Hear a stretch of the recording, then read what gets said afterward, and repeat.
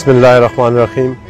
4 अगस्त योम शुहदाए पुलिस का दिन जो पूरे पाकिस्तान में हमारे उन शहीदों के लिए एक इज़्ज़त के साथ मनाया जाता है जिन्होंने अपने वतन के लिए, अपने शहर के लिए कुर्बानी दी, अमन के लिए और इस सब्ज़ परचम के लिए।